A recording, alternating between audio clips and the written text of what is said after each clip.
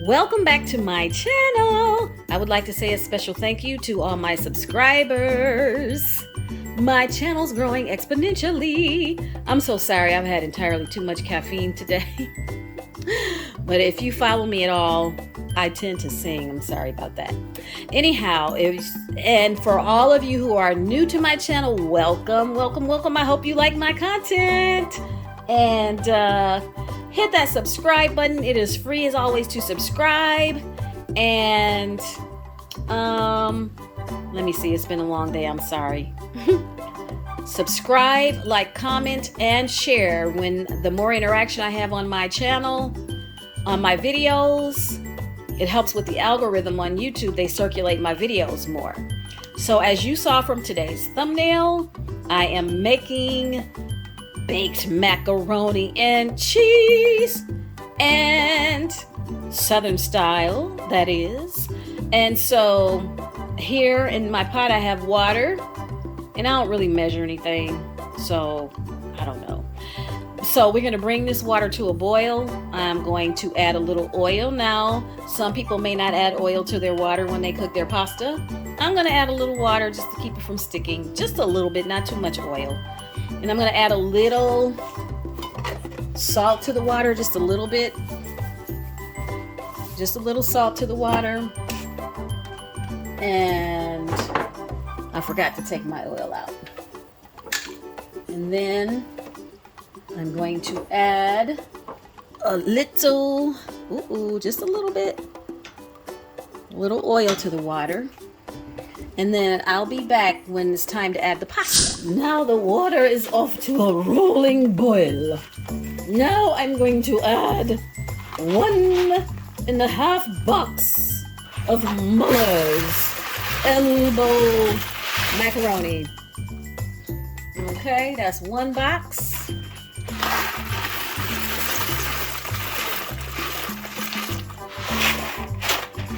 And 1.5 boxes, and you want to give this a stir, because that just helps keep it from sticking.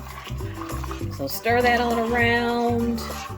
And I'm going to cook my elbow macaroni a little less than al dente. There's nothing worse than, which I didn't know that when I made macaroni and cheese when I was younger.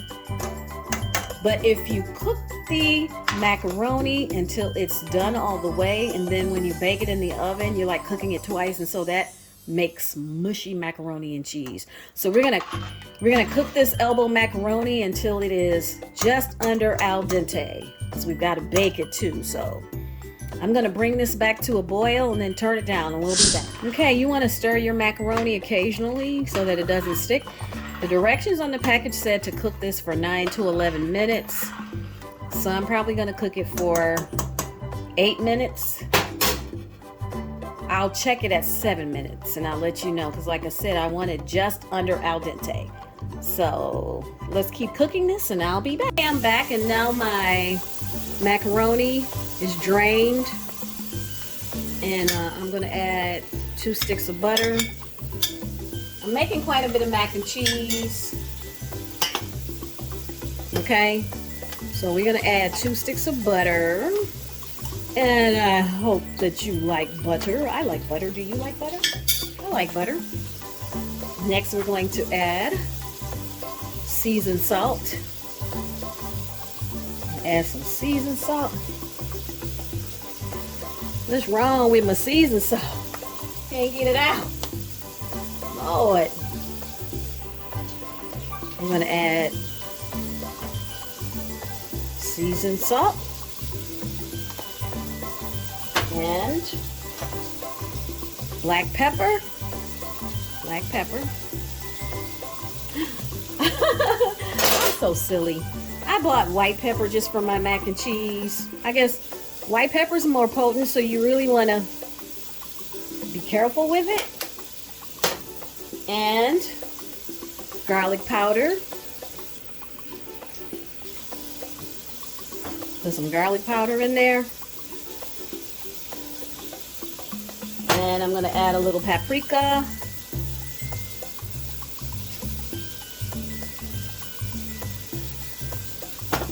And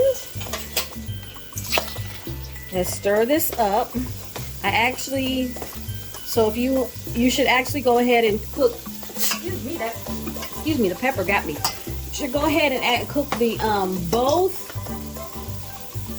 boxes of macaroni. You know, I'm kind of winging it as I cook these recipes. So a full list of measurements and ingredients it'll be listed in the description box below the video. Alrighty. So, a good way to know 9 minutes was perfect for cooking my pasta. Woo, that's hot. That's good. That's delicious. Alright, I'm gonna get my onion powder and I'll be right back. Alrighty, I didn't have any onion powder, so I took chopped dehydrated onions and made my own onion powder with my NutriBullet. Okay, we're gonna put some onion powder on in there, and we're gonna give him a good stir. Next, we're gonna start adding our cheeses. Okay. And now when I'm ready to add the cheese, I will be back, people. We are back. See my cheese back there? So next, I have got these perfectly seasoned. I'm going to start with sharp cheddar. Put some sharp cheddar in there. Sharp cheddar.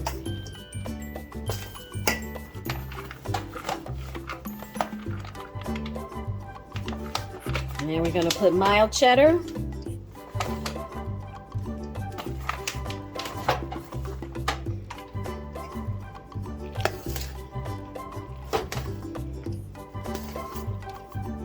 And stir that together. I'm going to go ahead and transfer this to the pan that I'm going to be cooking this in because this bowl has gotten to be too small. I'll be right with that in the pan that it's going to be baked in. And I'm gonna add some more of this cheese. Stir this up.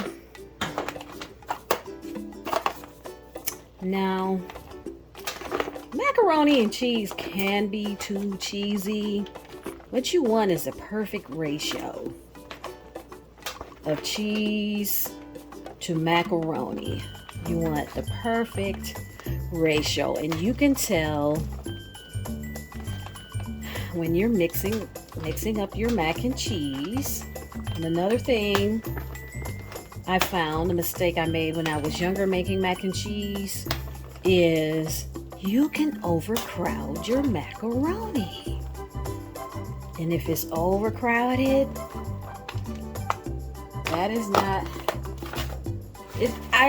it's not going to give it the right texture. I like for my mac and cheese to be a certain texture. So I think that this is the perfect amount of cheese, because we're also going to put cheese on top of this. And I'm going to take my hands and mix that, make sure it's yeah. I don't know if you can tell the cheese to mac ratio. I think it's perfect here. Let me get this all mixed and I'll be back. Okay, now I'm gonna take 4 eggs. Now some people don't like eggs in their mac and cheese, and that's fine.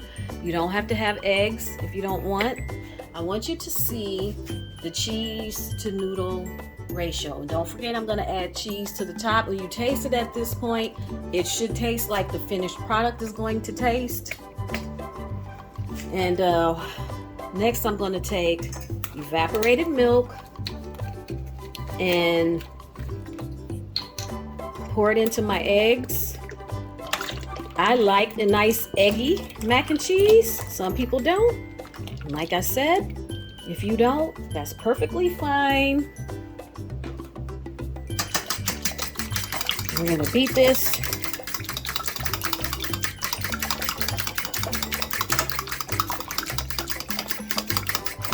Make sure you get that beaten nicely. And so then you don't really have to worry about mixing those eggs in once you pour this into your mac and cheese mixture over there. Okay, now the third step is you only want your pet milk or evaporated milk to come up halfway. So we're going to pour this in and let it settle before we add any more milk. I'm pretty sure it's probably going to take 2 more cartons of evaporated milk. I'm going to let that settle, and a can of evaporated milk wasn't, 1 carton wasn't enough. So let's see, this is a 17 fluid ounce carton, and I think 2 cartons, wait a minute, let's stop right there, because 1.5 cartons is enough. Okay, now once you add your evaporated milk, as you can see, the milk should not come up to the top of the pasta. See, it looks dry on top. It should only come halfway up. I'll be right back because we're going to do the final step before I get this into the oven. Look at that, it looks yummy already. Okay, now I have the final layer of cheese. All 3 cheeses on top. Just a very thin layer, because again, it is possible to have too much cheese in your macaroni and cheese. And you don't want to lose your privileges at the next family get-together. Okay, I'm going to show you guys when this comes out of the oven. Here is the finished product. Ooh, look at that mac and cheese. It's perfect. I love it crispy around the edges like that. Once again, thank you for stopping by my channel. That's my company, my Thanksgiving company you hear. My children in the background. And I hope you enjoyed this week's episode.